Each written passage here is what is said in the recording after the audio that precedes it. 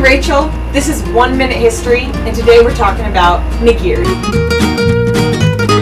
Nigiri sushi is a thin slice of raw fish or other seafood placed over a bite-sized portion of sushi rice.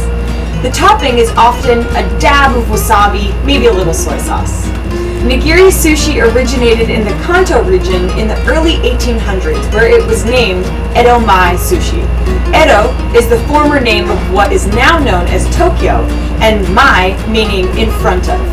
The seafood used in the original nigiri sushi was harvested from the nearby waters of Tokyo Bay. I'm Rachel, and this is 1 Minute History.